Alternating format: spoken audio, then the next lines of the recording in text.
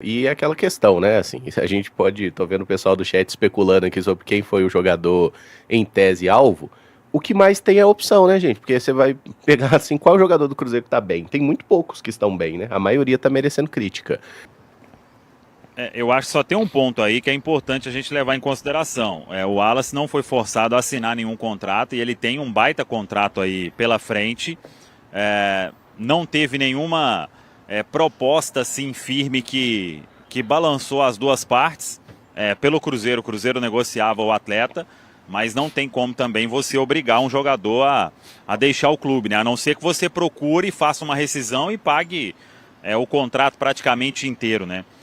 Vamos ver agora o que vai acontecer, mas nesse caso do Wallace aí, não teve de fato assim uma equipe, claro, né, se você, eu tô oferecendo aí meu jogador e eu vou pagar 100% do salário, se você for fazer isso é melhor você deixar ele aí, né, até que apareça algum interessado para pelo menos diminuir o prejuízo, né, então só para a gente trazer esse cenário, e além disso o jogador tem que concordar com aquilo que está sendo proposto, porque ele, repito, recebe um vencimento importante e está com um contrato que deram para ele e ele assinou, obviamente, porque eram condições muito boas e na época a gente achava que tudo fosse funcionar, né? Infelizmente aí esse caso deu muito errado, né? Ô Caramujo, Diga. Sexta-feira a gente comentava aqui, né? A gente até usou a expressão sempre sobra pro Japa, porque quando muda o treinador ali, muda alguma coisa no clube, os jovens voltam pro fim da fila, né? Aqueles que tinham ganhado um pouquinho de espaço, como foi o caso dele, na reta final do Tite ali, volta pro fim da fila. E aí uma coisa assim que me incomoda, cara, a gente pensa no Wallace, desde que ele chegou no Cruzeiro, tudo que aconteceu, foi escanteado por todos os treinadores.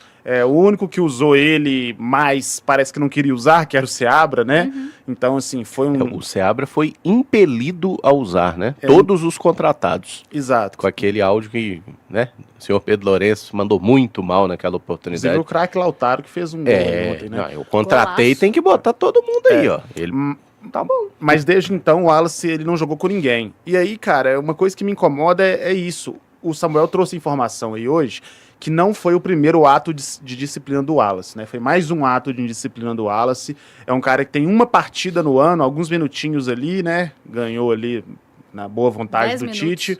Isso. E aí, por que também esse cara segue tendo oportunidade, segue tirando espaço de gente da base, ou de... Porque a gente entende, né, o que o Samuel trouxe, é verdade, o futebol, ele blinda muito o jogador. O cara, como ele falou, assinou o contrato ali, um contrato muito, muito gordo, que o Matos preparou para ele, e aí ele tá no direito dele, ok. Mas aí o clube não é obrigado a pôr ele para jogar, né? Não é obrigado a relacionar. E aí deixam o Japa fora de várias relações aí. Isso o Arthur Jorge chegando agora, né? A culpa não é dele, mas assim, é uma coisa dele que eu não gostei, e não preciso de esperar também 6 meses para poder falar isso. Que aí, Caramujo aqui mostrando a sua interação com o Wallace no camarote do Mineirão, é isso? Não, a hora que o Wallace foi contratado, o primeiro jogo dele no Mineirão e tal, né? Aí foi Cruzeiro 2, Atlético Paranaense 0. Boas-vindas ao Wallace, novo volante celeste. Eu muito empolgado. Pelo menos você me chamou de craque, né? Você tá fazendo assim não, na foto? Eu tô fazendo um joinha. O Wallace tá posturado e calmo aqui. O Léo Santana das Gerais. Querendo mas aí, muito. ô Caramujo, a gente vê que assim, é uma coisa que é injustificável, sabe? O Wallace, mesmo já tendo casos de indisciplina anteriores, não jogando nada, não tendo compromisso nenhum com o time, com os companheiros, ele tava tirando vaga do Japa na relação entre as opções do treinador até essa madrugada. Sim. Ele tava indo pra Guayaquil, né? Acabou que não foi. E o Japa não, entendeu? O Japa fez gol essa temporada. É um moleque que é cria da Toca, que tem um salário muito mais baixo, que procura ali. A gente nunca ouviu nada dele. Mais que o Wallace ele fez. Então, mais que o Wallace. É difícil que não fez, né? Mas sim fez. É difícil a gente pensar nisso. A gente nunca ouviu falar que ele é descompromissado, que ele é indisciplinado, sempre tá aí treinando. Teve lesão, se recuperou, voltou. Então, assim, eu acho que tem umas decisões também que elas podem ser melhor tomadas, sabe? O Wallace, a gente vê que agora ainda mais o absurdo que ele tá tirando o espaço de gente da base ou de outros jogadores do Cruzeiro. É muito fácil trabalhar no Cruzeiro, ser jogador principalmente do Cruzeiro, e não é o primeiro caso de indisciplina nessa gestão, né? Vocês lembram de como foi conduzida a situação do atleta Dudu? E aí teve a rescisão de contrato, e aí ele inclusive fecha com o Atlético Mineiro. Então, vamos ver como a diretoria do Cruzeiro vai resolver. Agora ela vai ter que resolver, né?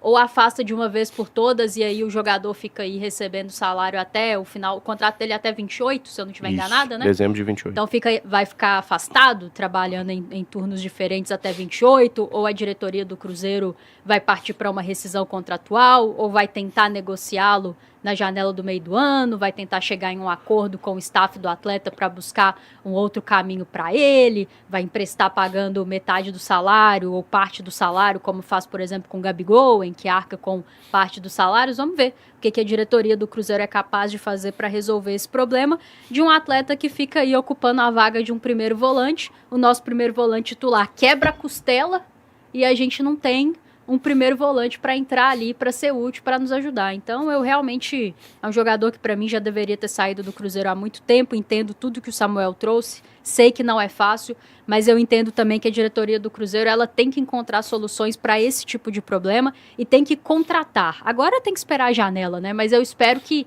na janela do meio do ano a gente finalmente veja essa figura desse primeiro volante, que não é o Matheus Henrique, né? Acho que se alguém tinha dúvida, ele já deixou muito claro que ele não vai ser esse cara, que a diretoria traga alguém para quando acontecer o que tá. O Romero, gente, ano passado, ele quase não perdeu partidas por conta de lesão. Eu lembro dele suspenso, mas lesionado eu não lembro. Acho que não teve. Ele, Matheus Pereira, vários não teve. Sim, mas só que acontece, porque é o risco da profissão deles. Então o Romero teve um problema na costela, se recuperou e depois teve um problema muscular, faz parte. E aí, olha a dificuldade desse time de jogar a bola sem o Romero. Não pode uma folha salarial de 25 milhões, você perde um jogador e seu meio-campo não funciona. Então, tem muita coisa que precisa ser solucionada nesse Cruzeiro. Onde o Cruzeiro está no Campeonato Brasileiro e a forma como está começando a Libertadores, pressionado, todo mundo desanimado, sem saber o que vai acontecer amanhã, sem perspectiva de melhora, não é inexplicável, né? Aí tem os números de Matheus Cunha no Campeonato Brasileiro até o momento, ó. Essa estatística de defesas por jogo ali, o Léo Vieira, né, que começou na Chape e agora foi pro Bahia, é o goleiro com mais defesas por jogo, 4.4. O Matheus Cunha, por sua vez, é o 21º na lista, 1.3 defesa por partida realizada.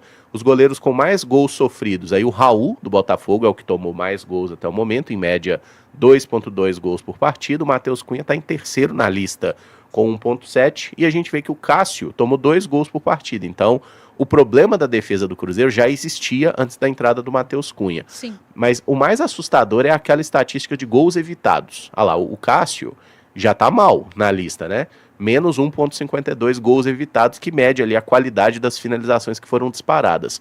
Mas o Matheus Cunha, ele é o segundo pior goleiro da Série A, com menos 3.35, ou seja, das finalizações que ele tomou gol, era esperado, né, que pelo menos 3 delas, ou mais do que 3 delas, ele pudesse ter evitado o gol sofrido. Só o Léo Jardim, que muita gente gosta, inclusive, né, no Vasco, tá sendo pior que ele.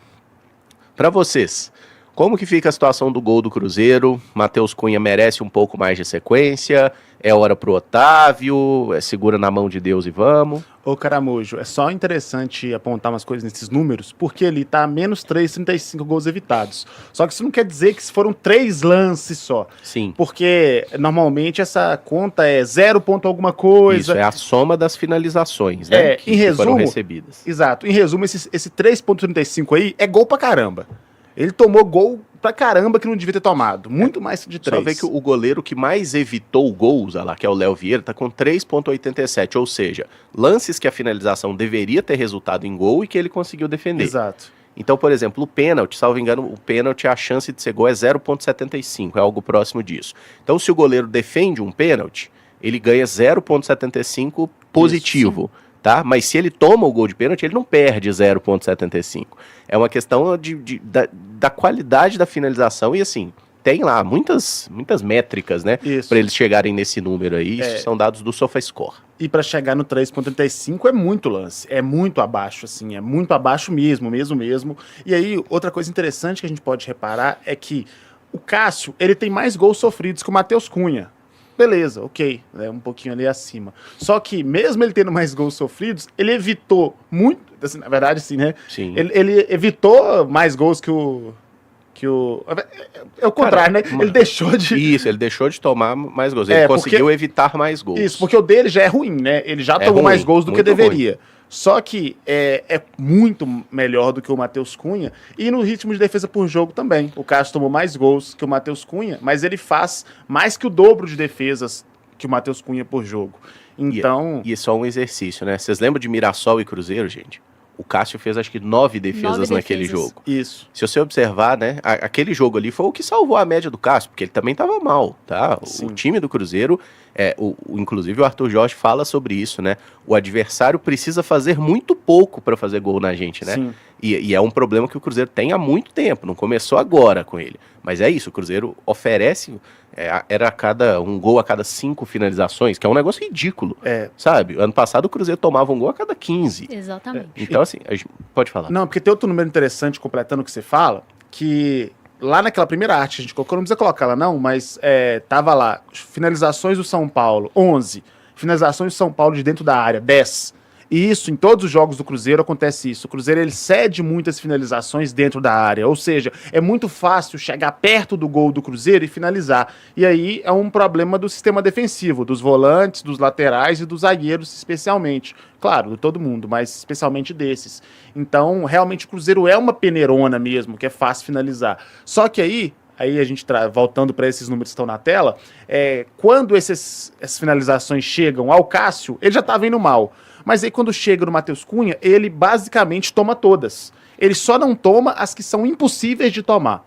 Como no jogo contra o São Paulo, foram 5 finalizações no gol, ele tomou 4 e uma ele não tomou porque, assim, é praticamente impossível ele tomar um gol daquele, porque foi muito fraquinho, a bola quica, amortece, ele até encaixa e tudo mais. Se ele tomar um gol daquele ali, a Rafa até brincou mais cedo que podia desistir da profissão, porque não tem jeito. Então, isso que mudou no Cruzeiro com a saída do Cássio. O Cruzeiro já tomava gol, o Cássio já estava mal e já estava vacilando em algumas oportunidades. Mas o Matheus Cunha vacila em todas.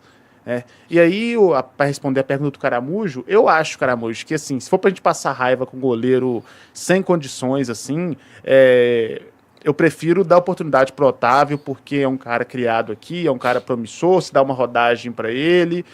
A gente sabe, teoricamente, a ideia seria, é mais jovem, é da base, é promissor, a gente vai ter mais paciência. Não vai ser assim se ele entrar e entregar um desempenho igual ao do Matheus Cunha, ele vai ser cobrado também e vão pedir o Matheus Cunha de volta, mas para mim, né, como eu enxergo o futebol, se for para ficar dando oportunidade pro cara que não tem condições nenhumas, que veio de fora e que tá fazendo isso aí todo jogo, eu prefiro colocar o nosso mesmo e seja o que Deus quiser, no meio do ano busca outro, e como eu falei semana passada, busca um outro muito bom, busca um outro de alto nível para poder já ficar no gol do Cruzeiro, porque o contrato do Cássio acaba em maio do ano que vem, ele vai ter pouco tempo para jogar depois de voltar de lesão. Eu acho que o Cruzeiro tinha que procurar mais, porque ele já vinha mal, mesmo que bem melhor que o Matheus Cunha. Fala pessoal, passando rapidinho para pedir vocês aqui para deixar o like antes de sair do vídeo, dá aquela força pro canal, tá bom? Como sempre vocês fazem, muito obrigado mesmo, espero que a notícia tenha sido relevante para todos. Deixa aí a sua opinião em relação a tudo que foi falado no vídeo, no espaço de comentário do canal, a participação de vocês é importante pra gente, tá bom? Então fique à vontade aí e mais uma vez muito obrigado pela preferência, tá bom? Para quem tá chegando agora, seja muito bem-vindo, você que não conhece o canal, tá bom? Esse canal aqui é do Cruzeiro, trazemos notícias todos os dias, de domingo a domingo, pós-jogo para vocês, sempre os melhores cortes, direto ao ponto, sem enrolação, para vocês ficarem o mais rápido possível informados de tudo que acontece dentro do clube do Celeste. Então, deixa o meu convite para você estar se inscrevendo no canal, tá bom? Ative o sininho de notificação para você não ficar de fora de nada que sai aqui no canal. E deixa o like, tá bom? Compartilhe o vídeo com os amigos, quem puder. Vou repetir de novo, deixa o like, não esquece do like, tá bom? Muito importante. E fica à vontade aí para estar deixando a sua opinião em relação a tudo que vai passar aí no vídeo, tá bom? Desde já agradeço a vocês pela preferência aqui pelo canal. Mais uma vez, muito bem-vindo, tá bom? Esse canal aqui é para vocês, tá bom? Ele foi criado para vocês, então fiquem à vontade. Interagem entre vocês. Deixa aí a ponto de vista de cada um aí, tá bom? E mais uma vez, muito obrigado. Vou ficando por aqui. Surgindo notícia, a gente volta e coloca no canal aqui para vocês, tá bom? Valeu!